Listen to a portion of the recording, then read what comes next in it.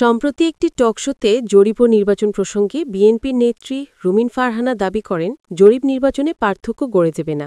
সাম্প্রতিক একটি জরিপে দেখা গেছে প্রায় ৩১% মানুষ জামাতকে সমর্থন করে, বিএনপিকে ভোট দেবে ৪১%। এই ৩১% বনাম ৪১% ব্যবধান প্রসঙ্গে রুমিন বলেন, জামাতের ব্যবধান কমেছে নিশ্চয়ই। জরিপে যাই আসুক না কেন, আসল খেলা যেটাকে নির্বাচন বলি আমরা, সেখানে গিয়ে অনেক কিছুই ওলটপালট হয়ে যায়। জরিপে জামাত ইসলামীর ভোট বাড়লেও আসন্ন জাতীয় সংসদ নির্বাচনে বিএনপি বিপুল ভোটে জয়ী হবে বলে মন্তব্য করেছেন বিএনপির সহ আন্তর্জাতিক বিষয়ক উপদেষ্টা রুমিন ফারহানা। অন্তর্বর্তী সরকারের উপদেষ্টাদের অনেকেই বিভিন্ন রাজনৈতিক দলের সঙ্গে লিয়াজো করে ফেলেছেন বলে অভিযোগ করেছেন সাবেক উপদেষ্টা ও জাতীয় নাগরিক পার্টির আহ্বায়ক নাহিদ ইসলাম। ওইসব উপদেষ্টা নিজেদের সেফ এক্সিটের কথা ভাবছেন বলেও মন্তব্য করেছেন তিনি। সম্প্রতি একটি বেসরকারি টেলিভিশনকে দেওয়া সাক্ষাৎকারে নাহিদ ইসলাম বলেন, যারা উপদেষ্টা হয়েছেন তাদের অনেককেই বিশ্বাস করা আমাদের ভুল হয়েছে। আমাদের উচিত ছিল ছাত্র নেতৃত্বকেই শক্তিশালী করা, সরকারে গেলে সম্মিলিতভাবে যাওয়া।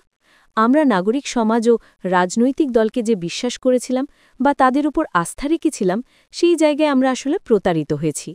সাবেক এই উপদেষ্টা বলেন, অনেক উপদেষ্টা নিজেদের আখের গুছিয়েছেন অথবা গণ অভ্যুত্থানের সঙ্গে বিশ্বাসঘাতকতা করেছেন।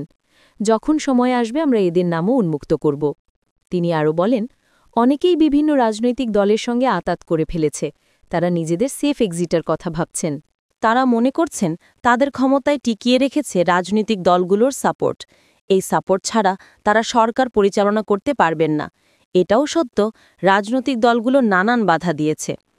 ছাত্রনেতাদের উপদেষ্টার আসনে বসার সিদ্ধান্ত ভুল ছিল কিনা এমন প্রশ্নের জবাবে নাহিদ বলেন, সরকারে ছাত্রদের উপস্থিতি না থাকলে এই সরকার ৩ মাসও টিকতে পারত না।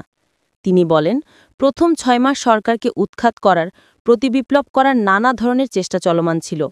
এমনকি এখনও মাঝে মাঝে সেই তৎপরতা দেখা যায়। সেই ষড়যন্ত্র কিন্তু চলমান। রাজধানী নিকেতন থেকে শরীয়তপুর ১ আসনের সাবেক সংসদ সদস্য বিএম মোজাম্মেল হককে গ্রেপ্তার করেছে ঢাকা মহানগর গোয়েন্দা পুলিশ ডিবি। তিনি কার্যক্রম নিষিদ্ধ আওয়ামী লীগের কেন্দ্রীয় কার্যনির্বাহী কমিটির সাংগঠনিক সম্পাদক। আজ রবিবার বেলা ২:৩০টার দিকে ডিবি গুলশান বিভাগের একটি দল গোপন সংবাদের ভিত্তিতে নিকেতন এলাকায় অভিযান চালিয়ে তাকে গ্রেপ্তার করে। ঢাকা মহানগর পুলিশের গণমাধ্যম ও জনসংযোগ বিভাগ এক সংবাদ বিজ্ঞপ্তিতে এ তথ্য জানায়। ডিএমপি বলছে, বিএম মোজাম্মেল হকের বিরুদ্ধে বৈষম্য বিরোধী আন্দোলন সংক্রান্ত একটি হত্যা মামলা ছাড়াও ঢাকা মহানগর এলাকায় আরও ৮টি মামলার তথ্য পাওয়া গেছে। গ্রেপ্তার বিএম মোজাম্মেল হকের বিরুদ্ধে আইনানুগ ব্যবস্থা গ্রহণ প্রক্রিয়াধীন।